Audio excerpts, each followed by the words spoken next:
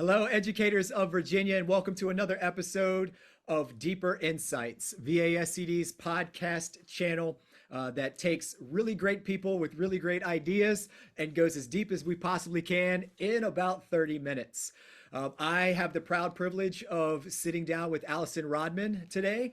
Allie is the founder and chief learning officer of The Learning Loop, is also the author of several articles and two books. One, Personalized Professional Learning, and the most recent one, which we're actually going to talk about today, Still Learning. Allie, welcome. How are you? Thank you so much for the invitation, Chris. It's always a pleasure to have an opportunity to sit down and talk with you, as well as connect with the members of Virginia ASCD. Things are good, but I feel like we could be moving further a little faster. And I know that we'll have an opportunity to talk about that today, but that's sort of my quick take on where we are. Yeah, so tell me something good. You said things are good. Just tell me something good. Yeah. So one of the things that has been really good, I think, is, not just the return to in-person learning where we've been for a couple of years now, but also this commitment to making sure that educators across the system, whether they're brand new, and a lot of them are right now, or have been in the game for quite a while, there's this real commitment to make sure that they're getting what they need, even if they are tired and they are burnt out. So I think that's, to me, really promising as we look ahead to what the possibilities are within our field. Yeah, that's awesome. I find myself in a constant oscillation between surviving and thriving. I'm just like at any given moment, I could be like living my best life, and then at any given moment, I could be like, oh my gosh, how am I ever going to survive this? So I'm okay. I'm Yeah. okay. Um, Yeah. so so Allie, you talked a little bit about where we are and the things that are good, and I'm curious what keeps you up at night right now. Like, what are you thinking about? What's top of mind for you in this moment? So it's two things in particular, Chris. One is how we're continuing to sort of pour into our existing educators, right? So teachers, support staff members, leaders across the system. How are we making sure that we're making the work sustainable for them? But then also, how are we making the time and the space to ensure that the new folks that we're bringing into the profession have the skills that they need to be successful? And I think sometimes, we're taking the opportunity to cancel PD or to, just kind of move things on because we want to give those more experienced individuals time.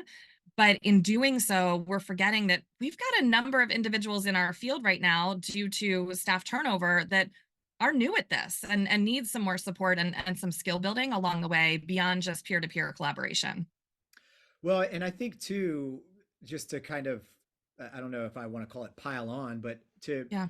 like the way we define new teacher now in early 2024 is different than we talked about new teachers before. New teachers as going through the full prep program, having the experience of the internship or the student teaching, and so new teacher means something very different right now, which means they have a very different set of needs. What kind of things are you seeing there?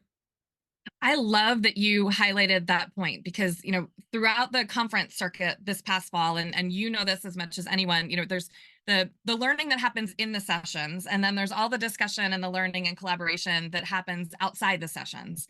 And one of the core areas of focus and conversation, whether I was at Virginia ASCD or Innovative Schools or Pennsylvania ASCD or Learning Forward, was that subset of individuals that you just described, right? That we have some amazing professionals coming into the education space who have a lot of experience to offer, but may not have been trained specifically in pedagogical skills or in learning development.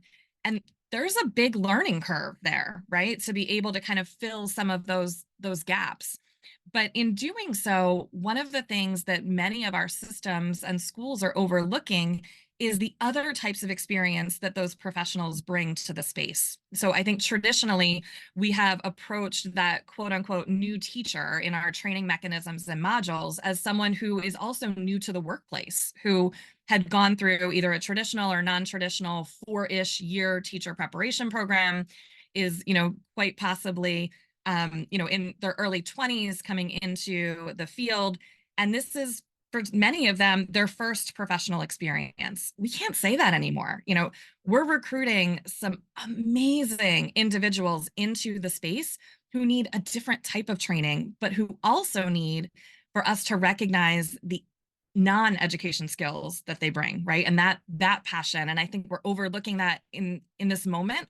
And unfortunately, because of that, losing some of their investment and their trust along the way. Yeah. I really appreciate that idea of, the strengths based approach, the asset, what is it that you're bringing to the table that is extremely unique about your background? Because as we look to shift the learning experiences for the kids and make them much more relevant and make them much more tied to something that is tangible and real to them, as opposed to the abstract, you got to learn this for this sake, just, whatever. But allowing kids to find themselves, their identity, their purpose, and things they like and they dislike. But those the new teachers we're talking about are bringing such unique work experiences that are real, that are relevant, that we can absolutely tap into.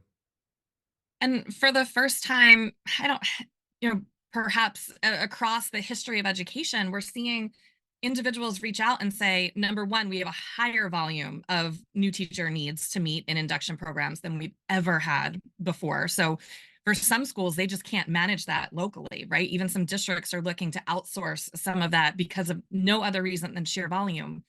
But also, in much the same way that I talk about personalizing professional learning across the teacher force and the leader force, there's this new subset that I don't know that we have built professional learning for before or designed for previously, that we can't afford to overlook in this moment. So making sure when we approach, professional learning from a personalized standpoint, that we're very much considering that group of individuals in this work.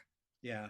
No, I definitely appreciate that. And so that's a lot of your lifeblood's work right there, right? I mean, your first book is actually titled Personalized Professional Yeah. Learning. And then, we wanted to talk a little bit about your second book today, Still Learning. So talk to us a little bit about that book, maybe without compromising the integrity of the book itself. Some Yeah. broad brushstrokes of ideas, some things for us to dig into today. Yeah, absolutely. So when the first book, Personalized Professional Learning, came out in 2019, there were groups of leaders who followed up with me and said, a few different things, right? I always kind of refer to, they came out in different camps, if you will. Some said, this is awesome. We can't wait to take it to the next level. Can you help us work with our teacher leaders and our building leaders to be stronger facilitators for adults? And that has become a good portion of some of the work that I do is coaching those facilitators through their design processes. And then there were other individuals who came out and very transparently said, we believe what you've outlined in this book, but we don't even have the learning culture to get there yet. We need to enhance our team dynamics. We need our educators to understand themselves better as learners before we can delve into this depth of work. And that was very much sort of the inspiration for this new piece. And believe it or not, it was outlined for the first time in November 2019, right? So literally like right before the pandemic. And it went through several rewrites and multiple iterations. I even went back and worked a few days a week at my previous school as a leader support, so I could really understand what the work was like, how the work was playing out on the ground as I went through some of those revision processes. And what ultimately emerged was a text focused on 5 disciplines for educators across the system to strengthen their own capacity, at the individual, at the team, and at the system level. And the title of this book, Still Learning, was developed with an amazing group of thought partners that I have. And that word still very intentionally had a dual meaning, because we often look to educators to be those constant learners for our students, right? We look to them to model learning, whether that's, modeling academic skills, social emotional skills, other skills in the work. But the word still also comes from a place of calm. Yeah. And for educators, we struggle so much to stand still. We're in this constant state of forward motion and multitasking in a way that very much contributes to the burnout that we're seeing among educators right now. So the intent, not only in the title, but also through the content and reflections within the book, is to provide that resource for individuals to continue to deepen their own learning and model that for students, but also to give them permission, if you will, to pause and reflect, because we know how important that reflective practice is to strengthening our work over time as well. Yeah. Yeah. I love that. Because I didn't even think about the double meaning when, until you just said, it's like it also means calm Yeah. and centered. So I appreciate that. So talk a little bit more about the five things, the five components, the Yeah. five elements. I'd love to hear your thoughts about your thoughts on those and what they are. Yeah, absolutely. So, when we think about what it means to build and strengthen adult capacity, we first and foremost need to recognize that, when we finish our schooling, that doesn't mean we're sort of done. We're still developing our identities. Some of the research shows that we're still developing who we are, way into our 40s in some cases. So there is this need for us to really understand who we are individually as learners if we are going to be able to connect well with our colleagues and also model that learning for students. So the first discipline is attunement. It's really making sure that you understand yourself, but that individual who you know or perceive yourself to be is in attunement or in harmony with the individual that you can bring to the workplace. So in education, many times we don't engage in some of the personality, assessments or type indicators or strengths assessments that folks do in other fields. It's very normal, if you will, in a business space for someone to say, hey, what are your top 5 Clifton strengths? And for whatever reason, in a field focused on learning, our We don't do educators don't really do that, right? So the first element of this discipline of attunement is really getting to know yourself as a learner. What are your top 5 strengths? What, if you were to look at a values indicator, what are the things that you value? Do you know your Enneagram, right? What's your Myers-Briggs type indicator? Like, who are you it. You as a just made learner? a smattering of them, and we just don't Yeah. know. No, right? Like, and it's so funny. You can like totally tell who these people are when you go into professional learning workshops, because like some people will be like Enneagram 3 right here, right? Like they immediately throw it up, and others are like, "What are you talking about?"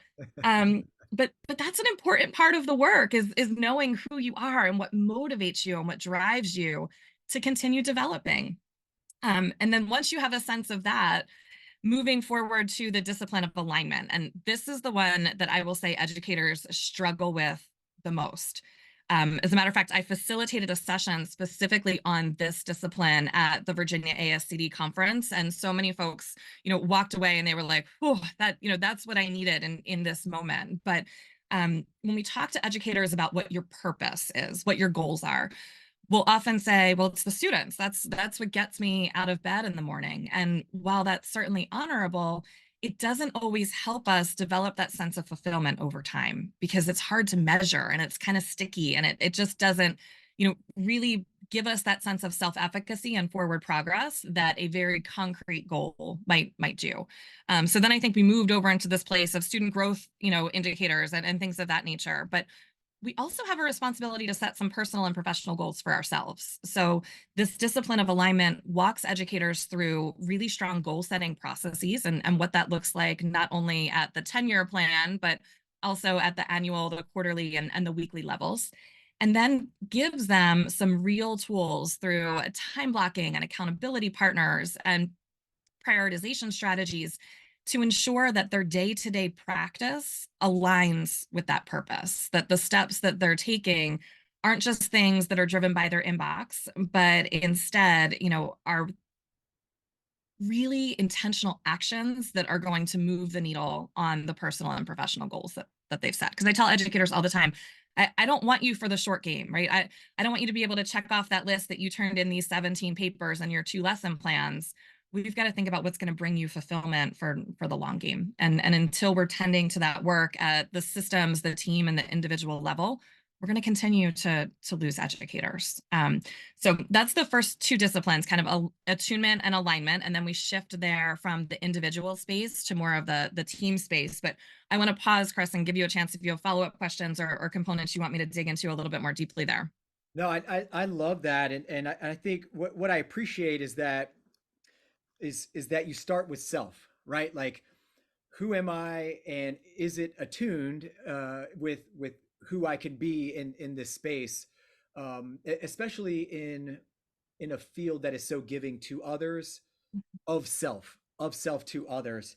And then the thing that, of course, I'm all in, knowing yourself before you can, but that conversation around alignment, the goals, the aligned with purpose, and then one of the last things that you just said, you talked about fulfillment, because accomplishing things might help you get to the end of the day, but fulfillment and contentment and happiness, and it allows you to not pour from an empty cup, or whatever the saying is if you're full in a job where you fill others, it makes it a little bit more doable, but Yeah. it also helps you in that oscillation between surviving and thriving. You spend a little bit more time in the thriving space. Absolutely. And, you know, if we don't tend to this, we're not going to have folks in our classrooms, like just Yeah. point blank, right? We're going to get to this point where, we keep piling on and we're not focused on the right things. I love the term that Peter DeWitt uses around de-implementation, that it's not always about adding things to the pile, but instead being really thoughtful about the areas of focus where we need to be spending our greatest energy and our greatest attention. Yeah.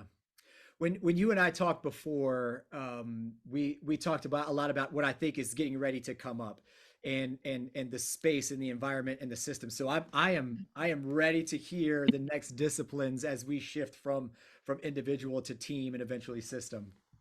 Absolutely. So, you know, I was very intentional in the book, and we went back and forth about this for a while, about using the word organization, because I wanted to ensure that the text was applicable to educators across the system. So if you are a teacher or a support staff member who works within a smaller team versus a leader who, manages an entire building, or a superintendent who oversees an entire district, all of these disciplines are very much applicable to you and your work Yeah. at a variety of different levels. So you will see that term organization come up in the text throughout, ways to strengthen your individual capacity as well as ways to strengthen organizational capacity. Because I very much wanted individuals to opt in and own in to whatever that organization might be for them, whether that's a team, a school, or a district. So when we move from attunement and alignment to the next discipline of perspective, that idea of organization or team really comes into play at that point, because it's not just about the social awareness of the folks around us, but also a willingness to take on their perspective and understand the place from which they sit to see if it can deepen our practice over time. And when you look at some of the psychological research related to perspective, what you will typically see is that in order to change our perspective, there needs to be some type of disorienting experience. So this is why you have, folks say, "Oh, my perspective is so much different after this major life change," or for us as educators, our perspective in many ways is different post-pandemic than perhaps how we approach teaching and learning prior to that time. But if we are going to continue to push our practice forward, we need to use some of the data in our systems, whether that's classroom data, school data, or district data, to provide a sample set that can at times be a little bit disorienting, to have the courage to come to the table and say, "You know what? I tried this in my classroom," or "We tried this in our school and it produced this change. Let's talk about if we need to be shifting our perspective around grading policies, or shifting our perspective around the ways in which we do our schedule," right? In so many ways, those systems that we have in place are quite antiquated at this point. And coming out of this time, as we look forward, there are so many generative opportunities to rebuild things in a way that we didn't previously. So I, in my role as a board member, am in the middle of a bond referendum right now. And I have to say, at certain points over the course of the past 2 or 3 years, as we were preparing for that, the question came up, like, do we just level the entire school and start from the beginning, right? Like, when we look at this space and that space and we try and reconfigure, like, at what point is it just all bets off, and we build from the ground up? And while we said that tongue in cheek, I do think it tried to push some conversations forward that enabled us to have a different perspective than we might have previously, because all bets were off, because we were willing to really embrace those generative opportunities and ask the tough questions around what if. So, in that discipline of perspective taking, it not only pushes us to take on the perspective perhaps of the colleague next door, but also to come together as a team and ask the tough questions around existing practice and practice that is really going to project and accelerate our progress forward as a field. The fourth discipline then looks at collective efficacy. So, with the discipline of alignment, it's very much setting your own goals, seeing your own progress from a self efficacy standpoint. When we look then at collective efficacy, we're operating more at the organization level. So, recognizing that if we're going to build trust, we need to be vulnerable with each other as a team around what our areas of growth are, but that we also need to track our progress over time so that we can see what we're doing is actually working. And that sense of forward motion through tracking and accountability and constant check ins can be really powerful for a team in order for them to continue to move forward in a positive direction. And then finally, the fifth discipline is organizational learning. So it asks the tough questions around what does it mean for this space to be a true learning ecosystem and not just a school with four walls. It's ironic to me that our field is so focused on learning for students and hopefully for adults as well. Yet we don't have businesses coming to us and saying, hey, we want to look at how you do your professional learning to make sure that we can train adults better. Or, we don't have other centers coming to us and saying, what does it look like to push individuals and develop them across all age groups and subsets and so forth. I really want schools, and my hope here with this final discipline related to organizational learning is that I want them to dig into that work of becoming deliberately developmental organizations who hopefully over time become those models of learning. And we have other fields looking at us in much like a fishbowl type of model to say, all right, how do we learn and how do we grow and how do we get better?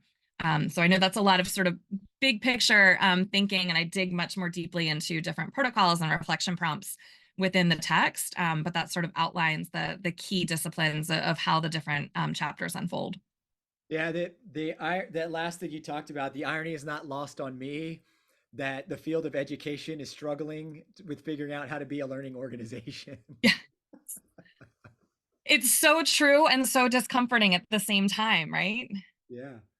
Um, and So it, go ahead. Go yeah, ahead. it's no, I was just gonna say it's hard to sit back and own that as an educator, right? I know that you understand from our conversations, both in the podcast as well as at conferences, how deeply both you and I are committed to our constant learning, and that we want to see that in the profession. And just not there yet. And I keep sort of pushing and I'm like, okay, how are we going to get there? I talk to leaders and they're like, I'm throwing everything at the wall. I'm not sure what's sticking at this point. Yeah. But it is definitely a dance and a, sort of mix of different components to figure out exactly what the right batter is going to be, if you will, to get things to move forward. So what do you, I have some other questions, but like, I want to hang on that point you just made. So what, in your conversations with leaders, what do you say in the moment when they're like, I'm throwing everything at the wall to see what sticks? Like, how do you help to get them focused, or like, what is the first step? Because it can be so overwhelming. Like, yes, that is the vision that I have. That is the future that I see. I just have no idea where to start, especially where we are in this moment, given A, B, C, D, all of these things that regardless, we still need to work towards that. So what, like, how do you hone that in, Allie? The first question I ask is around what they've done in terms of needs assessments, because I find schools and organizations coming up at different ends of the spectrum. Either they have surveyed folks to death, where no data they're getting back at this point is good data, right? Because people are just done. Or it's never occurred to them to actually ask their people what they want. So that's where we start. And for the folks who are over surveying folks, I'm like, just stop, do not put another link in their inbox. Like, let's use the data that you have and actually move to the implementation phase. And for others who haven't done that work, really helping them to develop targeted and intentional needs assessments that meet individuals where they are. So that's the first thing. The second thing is to focus areas of priority. many times, not only are we seeing so many different formats, and being thrown in the kitchen sink, but we're also seeing lots of different topical areas. And that's what makes it feel to educators like the flavor of the week, where it's like, okay, am I moving left, right, or in the middle at this point? I'm not really sure what the key priorities and areas of focus are. So, really being able to step back and saying, yes, we know we need all of these things, but for this moment right now, as the first next step, these are going to be the areas of focus. That's not to say that the others go away entirely, but you've got to zone in somewhere. And then when we get to the formatting pieces, I'm seeing the short bursts and the short chunks being the most effective for folks. So, not sitting in the long conference session, or, not engaging in the multi-day experience, or even the 3-hour workshop, but instead thinking about what can I get people in 45 minutes, even if it's not the whole picture that's going to move their work forward, or in some cases, what can I pre-record in 5 minutes that they're going to be able to digest in small pieces to take just one action step. Because I think that's all people have capacity for right now, and that's not a bad thing, but it doesn't mean that we stop progress altogether. Instead, we recognize that as where people are and how they're feeling, and meet them where they are to take that first step forward.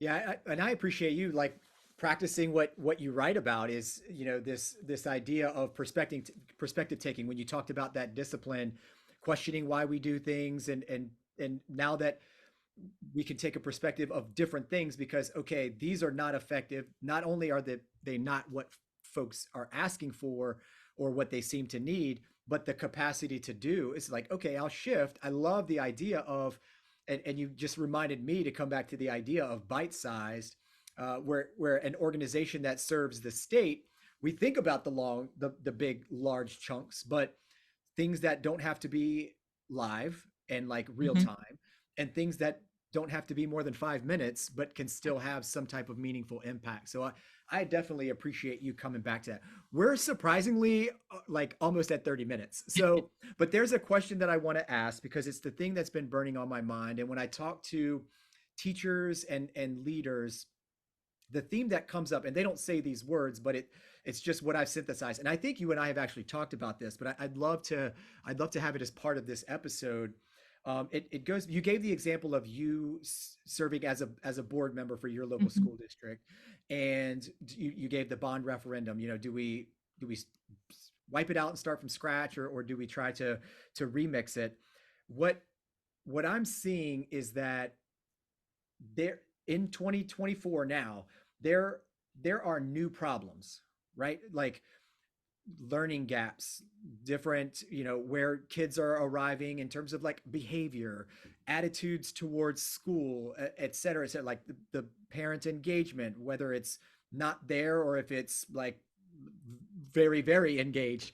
But they are all new problems that when we reach into the tool bags that we've developed over time, the right tool isn't in there for the new problems. So can you talk about maybe the alignment between the concept of still learning and your 5 disciplines can kind of help to find, and I don't want to say new solutions, but I'm talking about solutions. I'm talking about strategies. I'm talking about new tools in the toolkit that we can use for these new problems, because what we're trained in and what we've developed over time through experience is simply not working with the new problems.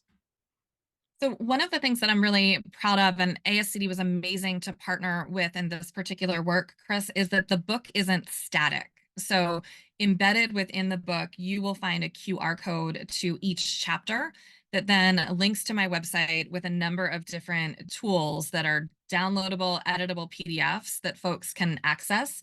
And what the majority of the tools are reflection tools, as well as team guides, discussion guides, protocols to drive some of this work. So you might not necessarily be able to kind of go into that website and be like, okay, here's our PD module on this.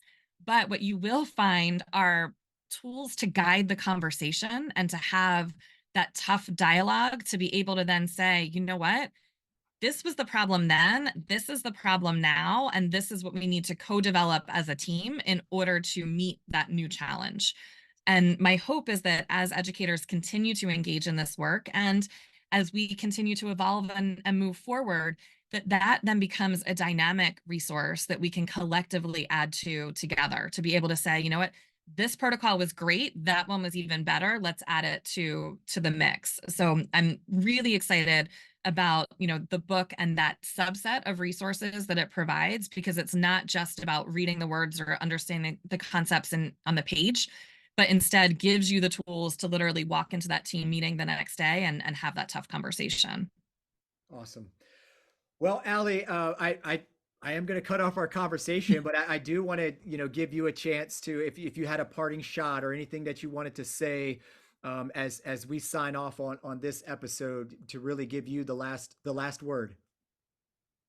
Thank you. So, one of the things that I just want to put out there to educators is to not feel any shame about the pause and to recognize that we need you to be making time for reflection and stillness as much as we do the busyness. So, while we appreciate how much you do on behalf of our students every single day, you also need to be mindful of taking care of one another. And many times that means doing so in moments of stillness and calm. So thank you for that. I share lots more about my work at www.thelearningloop.com. And I would also love to connect with you on social at The Learning Loop as well. Awesome. Thanks, Allie. And just in time, because it looks like my connection is getting a little unstable. Maybe my 11-year-old son is gaming right before I have to take him to school. Anyways, Allison, thank you so much for the time, for the expertise, and for the short snippet of a deeper insights. I definitely recommend picking up Still Learning. I wrote a half a page of notes in just that short time. Allie, thank you so much. It's always a pleasure. I appreciate our relationship as you as a thought partner, as a friend, as a colleague. And I've enjoyed the 2 years that I've known you. It's almost been 2 years now, and it's hard to believe. So thanks, Allie, once again, and thank you all so much for tuning in. Thank you so much.